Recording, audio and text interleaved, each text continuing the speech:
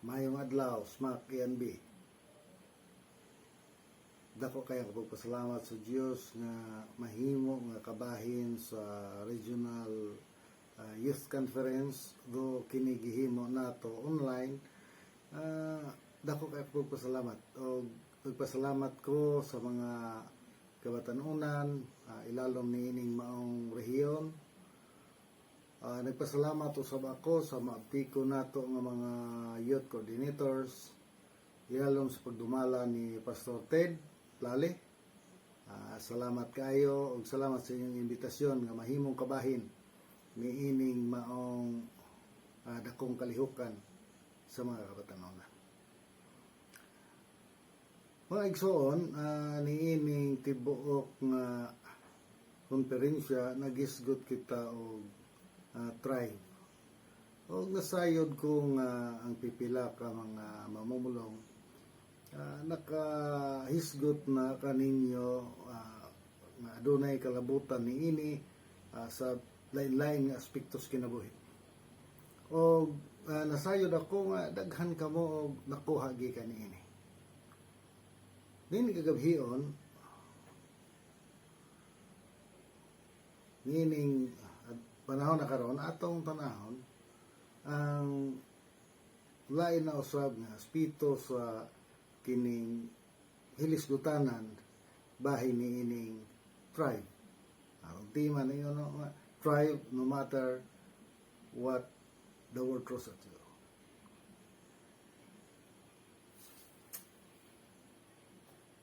Gusto ko kamong dalon mga igsuon niining sulat ni Apostol Pablo alang sa atong himuon nga patukuranan sa atong pagpamalandong ning kagabhion karon. Nagaingon din those things which ye have both learned and received and heard and seen in me do, and the God of peace shall be with you. Philippians chapter 4 verse 9. Sa di pa ito mapadayon nga ito sa unahan mga isoon, mag-ampo na ta. Amahan ng mga langit nun, magbubuhat sa langit o sa iyo pa. Diyos na labing gamhanan. Salamat o Diyos sa imong kayo kanaho. Nabisan pa o Diyos na iwala niining among giatubang nga pandemic. Apan ikaw nagahimo gihapon o paagi nga diin mahimo namo ang imong buluhaton. Salamat gayud sa imong pagiya sa matag usa. Salamat sa paggamit nimo sa pipilan nimo mga kaanakan.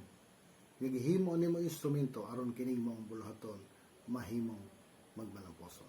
Salamat o Dios sa matag usa.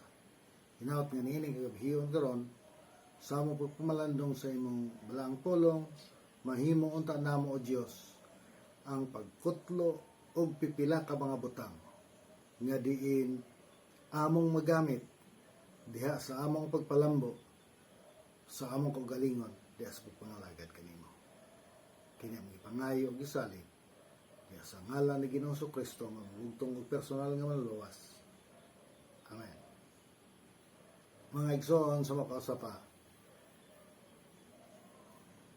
maayong gabi. Tining kagabhion mga igsoon atong tan-awon kining tema. Ipasikad nato nining bersikulo nga atong gibasa. Atong tan-awon kining gitawag striving for God. Bisan tuod pipila na ka mga adlaw nga at inyong gitan-aw kining tribe, pero atong tan-awon usa mga igsoon para magkasabot ta kung sa mga meaning niining tribe. Okay? Para mas klaro sa ito. Matod pa sa akong source, nga mao si Miriam, matod pa niya. Ang tribe is to grow vigorously. So, pagtubo nga, paspas. Vigorous. Then, lain usab niya ang meaning niya siya to gain in wealth or position. Pagtubo. Okay, pag-usbaw. Then, third, to progress toward or realize a goal despite or because of circumstances. So, paglampos, pag-uswag, because of, or even in spite of. So, makita na ito mga igsoon nga maghisgot itang tribe, kini usa ka buta nga nakto, way makapugong. Ha? Mura din ni gugma mga igsoon nga naglugnot-lugnot ba? Di mapugngan. Okay. Sa English vocabulary ni siya mga igsoon, adunay mga synonymous words ni flourish, prosper, succeed. Anyway, nining atong pagmalandong karon mahimo nato ang pagsukod sa atong kaugalingon kung asa na kita nga bahin diya sa atong pagpangalagad alang sa Dios. Akong giawhag ang matag-usa sa paggrado sa ilang kaugalingon in the scale of 1 to 10, 1 being the lowest and 10 the highest. How useful or productive are you in the ministry? Asa ka? 1, 2, 3, 5, 7, 10. Asa ka ta mga igsoon? Kung atong graduhan ang atong kagalingon, kung unsa ta ka magamit o unsa ta ka produktibo diha sa pagpangalagad sa Dios. Karon ang ikadawang pangutana nga ato usab nga tubagon ini kagabhion mao kini. Unsa man or kinsa man ang nakapugong nako? What and who hinders you from thriving in God's service? Aduna kita gihimo nga daghang katarungan, aduna kita gihimo nga daghang babag, pero atong tan-awon ug atong tubagon ini kagabhion mga igsoon kun unsa gayud kini. Okay. Ato ibutang sa atong hunahuna that no matter where you stand now, maybe 1 or a 10, or maybe somewhere in between, you could still be a better version of yourself. Pwede pa kag moingon nga siguro version 1 pa ka karon, you could still be version 2.0 or a higher version. Mas maayong version sa imong kagalingon. Ang dakong pangutana mao ni. How? Kung saan man. Ato nang tubagon ni ining kagabhion karon. But first, aron ato ning mas masabtan, let us first forget what hinders us from thriving and we'll focus our minds on how to thrive. So una natong tan-aw ning atong pagpamalandong karon kining unsaon man ako aron mahimo ko magmapuslanon diha sa buluhaton sa Dios. Aron mahimo nga ang akong pagpangalagad muusbaw, muusuway, mutubo. Okay. So adunay tulo ka mga factors mga igsoon nga atong tan-aw nga makahimo nato diha sa pagtubo. Kining tulo ka mga factors mao kini ang kung baga sumbanan nga kun ato kining mahimong makabot diha sa atong kinabuhi, mahimo kita nga bisan unsay babag naa sa tuwangan dili ni mahimong babag kundi mahimo kini nga ang nato. This could be our stepping stones to our success in serving God. Now let's go to the first factor. This is called the head factor. Ulo gid ang una mga igsoon. Or we call this information. So, timan-an nato mga igsoon nga daghan kaayong mga higayon nga diin pastor or siguro adunay mohangyo nato diya sa buluhaton, ilabi na Diyos nung buluhaton diya sa simbahan. Umawalibad ta, mayroon tali ko kabalo. Wala ko matrain, kulang ko sa kahibalo ni ana. Doon na pa'y mga tao nga mas maayo nako. Daghan kay katarong nganong dili ta mobuhat sa mga buluhaton. Pero kung atong tan-awon mga igsoon, tungod na niining unang factor, kining head factor. Nga naman, kung atong tan-awon, naadirigi butang learn. Okay? Or study. Remember, the quality of the input determines the quality of the output. Adunay maxim diha sa computer mga igsoon, the computer parlance nga nagaingon. Garbage in, garbage out. So kung basura ang imong isulod, basura ang mogawas. Kung maayo nga data ang imong isulod, maayo sa mo gawas. So ang kalidad sa ato nga pagkat-on gideterminar kung unsa ang quality sa input nga ato nakuha mabitan na usahay no mamili ta og maayong eskwelahan. Moingon ta didto ko magtuon kay didto ko magpa-enroll kay mas maayo didto, mas maayo ang klase sa ilang pagtudlo dito napita. But sometimes we forgot that the other factor is the student factor. Nindot tuod ang eskwelahan pero ang kalidad man pud sa estudyante usahay di maayo. So nahitabo mga igsoon nasagulan gihapon ang input o daotan, ang quality sa output di gihapon maayo. Okay. So kung atong tan-awon mga igsoon ug ato ning i-relate diri sa atong sa atong Kristohanong kinabuhi. Kung magisgot ta og kining thriving man, ato kining ma-compare siya sa giingon ni David dinhi sa Psalms chapter 1 verse 2. Ang ilang gisgutan sa Psalms chapter 1 at kabalotan tanan nga isu siya the blessed man. Siya blessed is the man. So the blessed man. Ato lang usbo na siya instead na ato taon the blessed man, ato hiyon the thriving man. Okay? Anya mo padayon ta sa verse 2 sa iyang pag-ingon the thriving man, his delight is in the law of the Lord, and in his law that he meditate day and night. Okay. Karon atong tan-aw ng atong kaugalingon ko para atong makita kung driving ba ta o dili. Based ini nga mga verse.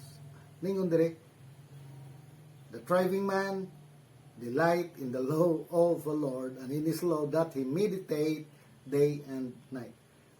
Tuod, unsa man kataas, atong 24 oras kada adlaw, unsa man kataas ang atong gihatag alang sa Dios. So ka oras, 2 ka oras, o 5 minutos, o 1 ka minuto, o wa bakha. Tungod kay gikapoy na. Apan nasayod ba mo nga labi na mga batanon dili mo makadinay nga dili lang ganis mga batanon bisan pa sa mga hamtong affected niini kining social media mga igsoon usa kinis dako kaayo nga kabahin nga nikuha sa atong panahon. Facebook, Twitter, YouTube, unsa pa diha nga mga social media mga igsoon. Dako kay tag panahon nga gigugol pagtan-aw, pag-scan, unsay bag-o. Pero, wag gani tay panahon, pagbasa, sa usa ka bersikulo. The truth is, kining mga butang nga naghatag natog, hatag natog kalipay, dili maoy intensyon sa Dios. Tanawa, ang intensyon sa Diyos, ang kalipay sa thriving man is in the law of the Lord. Lain pang nahimong babag, gawas ng social media, mas lisod ni. Mga dula. Daghang na-addict sa dula ang mga igsoon. So, mga dula diha, daghan kay mga online games nga nakahimo, nakabuang sa tao. Nga, di na gani masugot. Pero, ang pangutana na, master ka nining dula. Pero nakahimo ba ninimo nga mas maayong Kristohanon? ang tubag niya na mga igsoon. No. Unsa man nahitabo, nahimo ba kang maayong Kristiyanon? Nahimo ba kang maayong anak? Nahimo ba kang maayong estudyante? No. You become worse. Baka susubo ni siya mga igsoon, pero mao ni ang kamatuoran. Unya, kung atong tan-awon, nag-deteriorate ang atong society, di na masugo, wala na. Tungod ni ining butanga. O, ang mas makasusubo, tungod kay nahurot ang panahon, ni ining way kapuslan ng mga butang, ug wala na'y panahon, alang sa Dios. So, unsa man ang kalidad sa nasulod nato? How could we strive for God? Si Apostol Pablo, mga igsoon, sa ikaduhang Timoteo, Kapitulo 2, versikulo 15, nagaingon, study to show thyself approved unto God, a workman that needeth not to be ashamed, rightly dividing the word of truth. Nag-is ko siya, word of truth, the word of God. Then, study. Gi-emphasize ni Apostol Pablo diri mga igsoon ang kaimportante sa kining pagtuon. Okay. So, anyway, ato makita nga wa lang ni nato mahatagi og dako kayong pagtagad. Wa gyud nato mahatagi maayong pagtagad. So, head factor mga igsoon, the first factor, rating failure. Atong tan-awon kini ikaduha ka factor kung mopasar ba ta. The second factor is the heart, or tawgon tanig inspiration. Makisgo tayo inspiration kaya mga batanon lain ay mo sulod sa utok to. Inspiration na inspired kay ko karon bay kay nakakita ko, pero karon daghan ang expired kay nag-expect nga magkita lagi ang tanaw face to face, pero wala may face to face, na expired mga igso, nawalang inspiration. Pero morning kamatuoran. We as grace believers had been trained to study the Bible by asking these questions. When was it spoken? To whom was it spoken? For whom was it given? Unsa pa mga susama niya ng pangutana. Mao kini ang nahimo natong giya sa atong pagtuon. Mao man gitudlo sa ato Bisan sa Bible school, mao man gitudlo sa ato Pero tanawon daw nato. Honestly. Okay, tell me honestly. Does it help you in serving God? Nakatabang ba nimo? Does pagpangalaga sino? Does it make you more productive in a ministry? Nakahimo ba ninong mas produktibo? Does pagpangalagad? Atong tanaw ng kamatuoran mga igsoon. The truth is, mao ni ang kamatuoran. Instead of reaching more for Christ, we tend to become separatists, okay, from others. We turn to lengthy and useless debates, mga hilig debate, creating more enemies than friends. We become critics of others. We always claim we have better doctrine than others. Grace, maay kay doktrina. Mura ra ba pug kabalog sa doktrina, no? Pero anyway, we claim we have better doctrine than others, but does it make us better Christians? Maunay dako kay question mark. Ang atong gi-claim nga maayong doktrina nakahimo ba nato nga mas maayong Kristohano? Mas produktibong Kristohano? We almost always give critical analysis to verses we read and study. But does it make us win more souls for God? Kini nga itong critical sa versikulo, nakahimo ba ni nato nga nakakabig daghang mga kalag diha sa tiilan sa Dios. Mao ni ang sad reality mga igsoon. Now, why not change our study habits and styles instead by asking these questions? How can I use this? Why will I use this? When will I use this? Atong tagsa-tagsaon ni sila pagtanaw mga igsoon sa unahan sa atong pagtanaw. Okay. Now, most of the times, we waste our study time looking into deeper meaning of things. We look for hidden things and interpretations, but in the end, totally forgot to apply it in our lives. Tinood ba ni? The question is, why?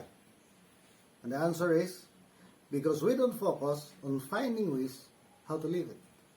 We just try to study, unsa man day gusto, unsa man day giingon dinhi, unsa man day sabot ini, but then we don't focus on ways to find ways how to live those things.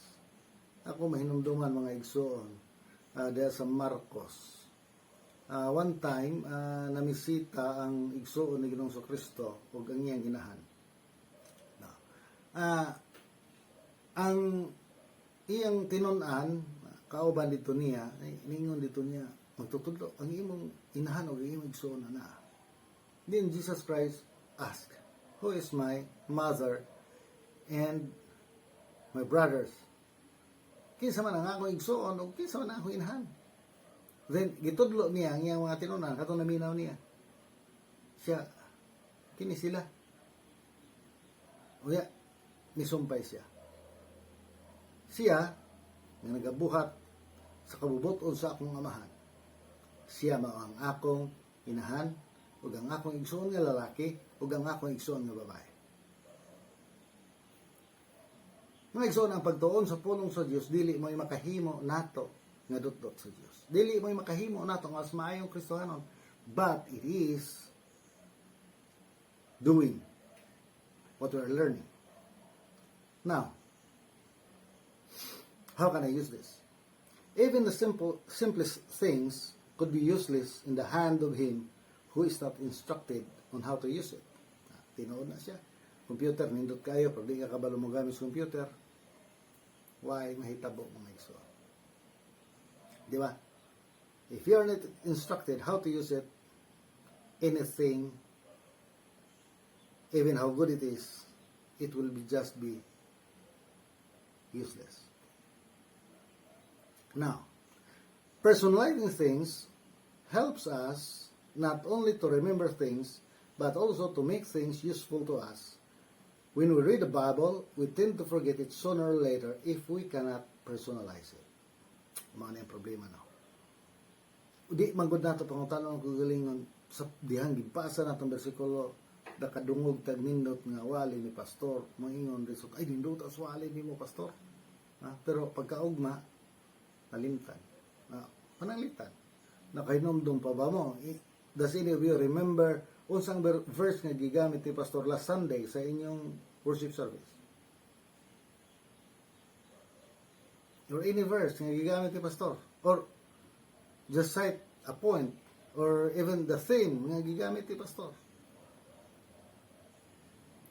Diba? Nahimong lisod nato tungod kay wa nato ma-personalize. Wala nato pangutanan nga atong kaugalingon unsaon maninako pagamit. We need to ask ourselves, okay, where does this verse fit into my life? Kining bersikulo ha, asa man inisibo sa akong kinabuhi. Then, secondly, where does my life fit into this verse? So, mangita raman tag ganahan natong bersikulo, no? No. Ang dapat natong buhaton is to let our life conform to the Word of God. Unless we find answers to these questions, any verse, or even a handful of it, won't be any use to us. Tinood na mga igsoon. Tinood ka na. Useless. Now, why will I use this? Ngano ako maling gamiton? Kung sa ma-inspire na to? Most of the times, finding a way or even ways to use a thing is not a guarantee that we will use it. Nangita tagpa, asa din ako magbuhat, asa din ako ma-apply. Pero kung wala tayong inspirations pagbuhat ng ini mga igsoon, then we don't have a force called the inspiration that will give us an irresistible reason to do it. Problema na ni siya ang igsoon. Diri magsugod ang atong problema. Anyway, then third, when will I use this? A good idea, even the best one, will just remain a good idea until you will commit yourselves to doing it.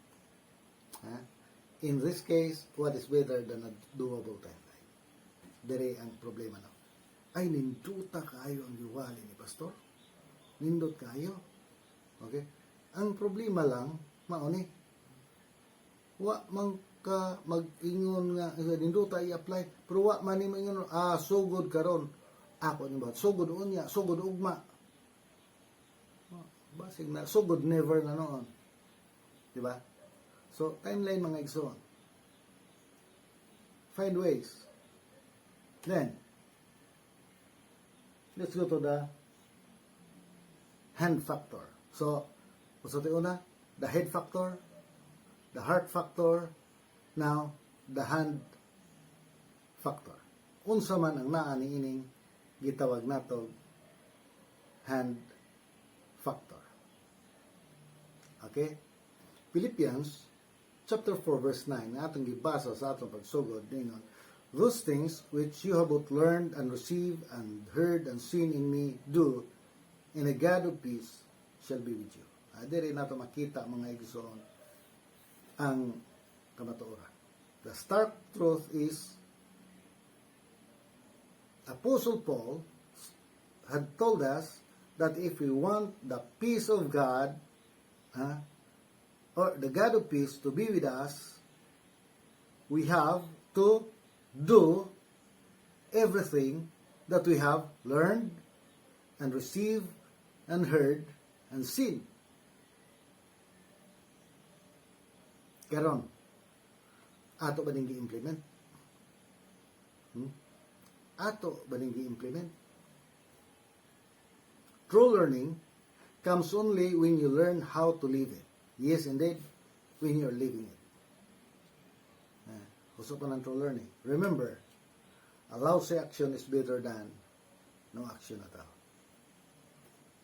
Okay? Umahiri, no? Okay. Now, another truth. Nobody ever learns anything by just doing the input. But we can all become masters by doing the output. For example, you could be watching several videos and read volumes of books about how to swim, but sadly, it won't make you a swimmer until you take the plunge into the water and start swimming. That is applying all you've learned. Ako mga igsoon, pila ka libro akong gibasa bahin sa paggitara. Pila ka video nga akong gitanaw, pero wala. Kung ako'y paguniton yung gitara mga igsoon, puriya buyag. May lang sa Pastor Ted, inyong paguniton na kay maayaw kaya. Okay. Now, you could be reading a lot of verses and memorize it, but unless you can put it into action, it basically means nothing. That's the sad truth. Now, do you know what's the biggest lie in learning? Kini manggod si Ernie Baron, ingon nga knowledge is power. Pero the truth is, this is the biggest lie ever in learning. Why? The truth is, none of it works. Yes, none of it works until or unless you work. Head knowledge is nothing without the heart and without the hands.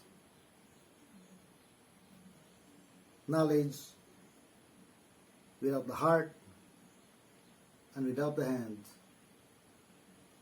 has no power. So, implementation. Then, share. The best way to learn something is to teach it. When you share, you're helping your brain pay more attention. You have not mastered it unless you could share it. Sharing is the only way to mastering things. Diba? Okay. Remember, you cannot be called a master unless you have a student. Diba? Sa karate, na yun nga, oh, master! Pero, usawa niya pagka-master, no, kung wala siya tinudloan. 2 Timothy chapter 2, verse 2, adunay nindot kay nga kamatuoran nga ipakita din si Apostol Pablo. And it says, and the things that thou hast heard of me among many witnesses, the same commit thou to faithful men who shall be able to teach others also. Now, first, twice nga gi-mention diri ni Apostol Pablo ang share. First, commit to faithful men. To share to faithful men. Then, who shall be able to teach, or who shall be able to share to others also. Now, consider this. Unsa ka-importante ang sharing. Apostle Paul, si Apostle Pablo mismo mga igsoon, has acknowledged the importance of sharing the things that we have learned. Well, what is your ultimate goal in life? Or your ultimate quest? Well, for anyone, the ultimate quest in life is to reach our full potential. Kasi may dili gustong maabot niya ang full potential. But then, reaching your fullest potential is useless until or unless you could express it and share it to others. So, the ultimate quest in life is to reach our fullest potential, to express it, and share it to others. Now, atong i-recap. In striving for God, naatay duha ka side. Naatay input, naatay output. Sa input side, we have the head factor, which is study. Then, we have the heart factor, which we have to personalize things. Then, on the output side, we have the hand factor, or the implement and the share side. The output is called practical learning, while the input side is called the theoretical learning. Pero tanawon daw nato ang atong kaugalingon, and now atong i-graduhan ang atong kaugalingon, asa naman ta ini? Out of these three factors, what factor do we hold now? Do we have the head factor now? Do we have the heart factor? Remember, it's very hard or impossible to have the heart factor if you don't have the knowledge that will guide your heart. What will you do? Or what will you want to do? Then, the hand factor. Without the heart factor, the hand won't do. And without the head factor, the heart won't function. So, step by step kini mga igsoon, hagdan kini. We should first study the Word of God. Personalize it. How can I use this? How will I use this? To become a better Christian. Then, implement, do it. Make a doable timeline. Make God proud. Now, going back to the question, which we have from the beginning. What or who hinders you from striving for God's service? The answer is very clear. It's not Satan. Huh? Yes, it's not Satan. Nor the world. It's not your parents. It's not your friends. And not even your enemies. It's not your work. It's not your boss. It's not even your position. It is you and only you. Anyway, kinsa may moingon no or yes. Huh? When there's a task, who says yes and who says no? It's only us. Usahay, moingon ta naamang gud sila, supak ang akong ginikanan, stricto ang akong boss, di ko hatagag time, sa ako magong posisyon karon, daghan kay si Satanas daghan gyud kay paagi, ang kalibutan daghan kay gihatag nga mga kalingawan. But no. What stands between you and God is you and you alone. Now, do you want to thrive for God? Graduhin og balik ang imong kaugalingon. Kung yun sa nimo paggrado, same bagyapon ang grado nimo sa ato pagsugod. How useful are you in a ministry? 1, 10,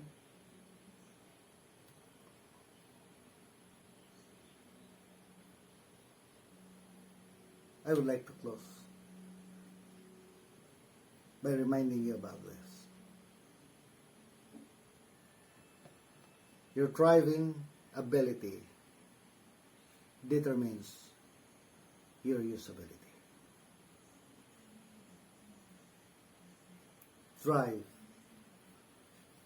Be ready for the master's use. Thank you.